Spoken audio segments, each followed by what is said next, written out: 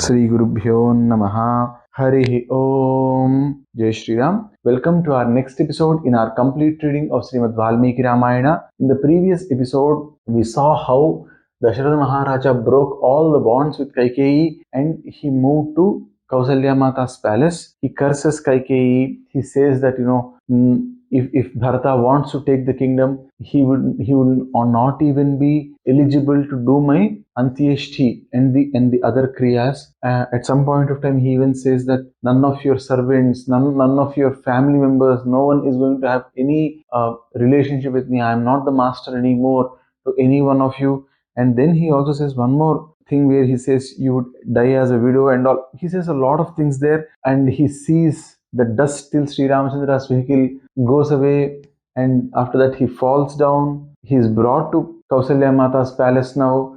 He is in Kausalya Mata's palace. He is not able to see Kausalya also. His vision gets blurred. He is in such great pain. And now Kausalya Ma, hearing the fact that he is not even able to see properly, she comes near him, she touches his hand and she sits beside him and she says, "Oh Maharaja, what did you do? You know that Kaikeyi is like a snake. She grows across on the floor. She walks like a snake. And now she is getting ultimate power. What is she going to do with this? Vivasya Ram Subhaga Labdhakama Samahita Trana Ishyati Mam Bhuyo Dushta Hiriva Vesmani." She's saying she sent Sri Ramachandra to the forests. And now she is in the joy that her desire is fulfilled. Now she is like a bad snake in the house, and O Maharaja, she is now going to come and she is going to threaten me. O Maharaja, at least you should have made my son a dasa to Bharata, a servant to Bharata. That way at least Sri Ramachandra would have been around. He would have taken bhiksha and he would have lived.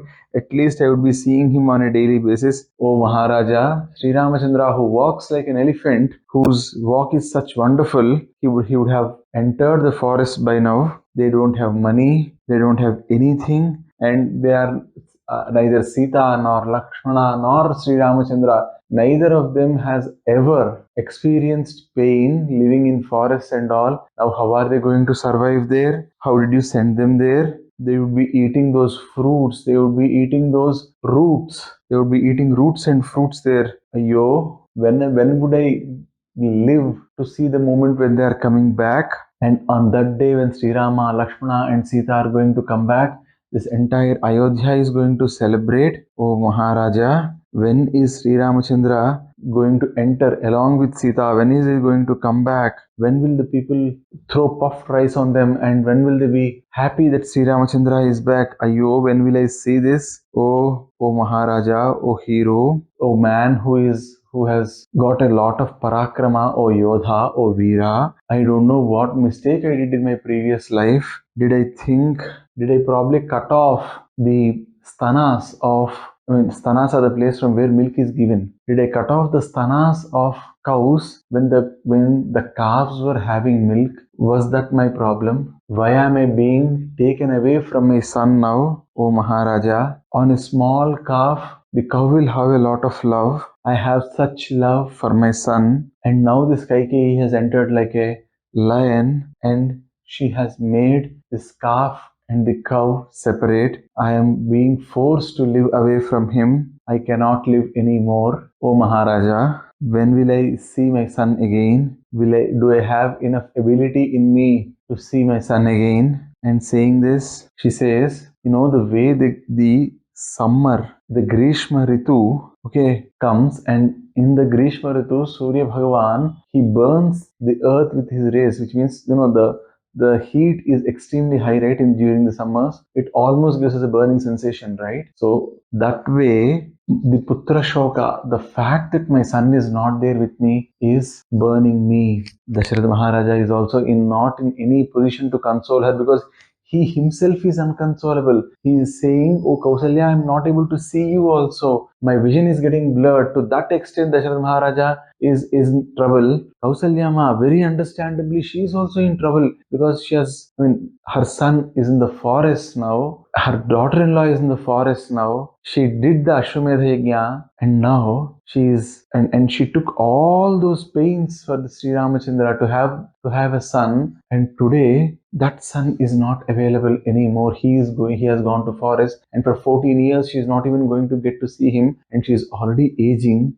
and this is playing on her mind. On the other hand, she is worried about how Kaikeyi is going to behave. Her husband is also the king who ruled Ayodhya for such long time. That man is almost on the floor without much action. He is not even able to pull himself together and take decisions. Look at the devastation that is happening in Kausalya Mata's life at this particular point of time, and neither of them is in a position to console each other. At this point of time, Sumitra, she intervenes and she says, O Puja, means Tavarye, means Arya, means O woman who should be worshipped. Your son Sri Ramachandra is Sakala Sadguna Sampanna. He has all good qualities in him. He is the best among the men. Then why are you crying, O Kausalya? Your son is such a great man. He is such a man with such a great character. He has huge power in his hands, but still he is following what his father says. He has chosen a path which will not only give him good deeds and good things in this life, but this is a path which will ensure that he is going to live great in his afterlife. Even post death, he'll go to Swarga. So why are you worried about him? Your son is Dosha Rahita. Your son is loved by all sorts of living beings in this world. And you know what? Sri Ramachandra blesses all of them. He loves all of them. He is a man who does not hate anyone.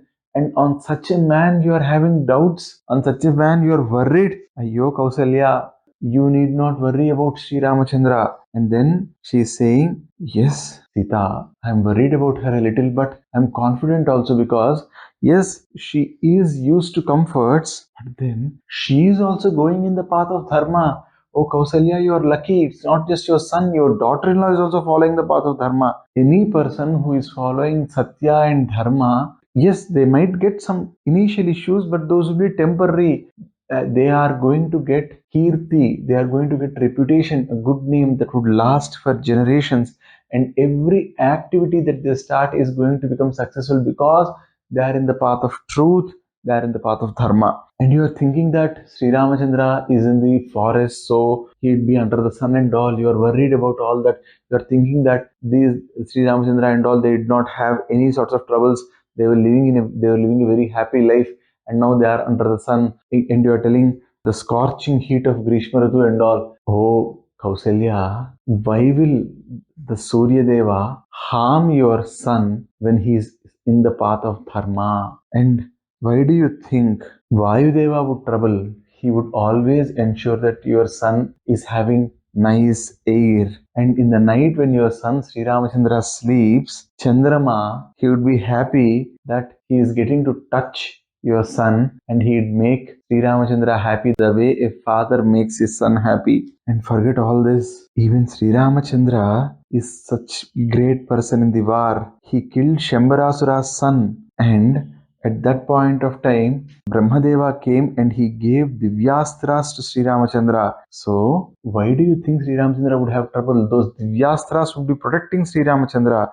And no Shatru can stand in front of Sri Ramachandra. Then, why are you worried about your son? Oh, Kausalya, don't be worried. They'll come back very soon, and Sri Ramachandra would be sitting on the throne with Sita, and they would have the Pattabhisheka done for them. Don't worry about them. Again, you would be seeing him like this, and she also will say, my son Lakshmana is also there, and he is also protecting them. He is also having all the astras, all the shastras, and he is protecting the one who doesn't need to be protected in the first place, but he is there. So they are there. Don't worry. They will come back, and once they come back, they would be extremely happy, and they would become the king and queen of this land. And that day your eyes will shed tears of joy. Saying this, Kausalyama, after listening to all this, she felt a little happy. I mean, it was not extremely happiness or something,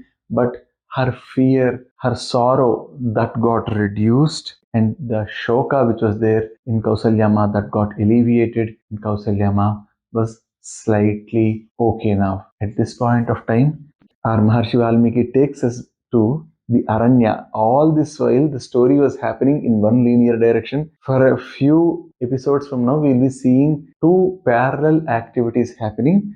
And now, Maharshi Valmiki takes us to the other end of the spectrum where we are seeing Sri Ramachandra, who has just left Ayodhya and who is in Vanavasa. That we will be discussing in our next episode. Sarve bhavantu sukhinah, sarve santu niramayaah, सर्वे भद्राणि पश्यन्तु मा कश्चित् दुःखभाग् भवेत् सर्वं सद्गुरुसासि महाराज स्वामी चरणारविन्दार्पणमस्तु स्वस्ति जय श्रीराम।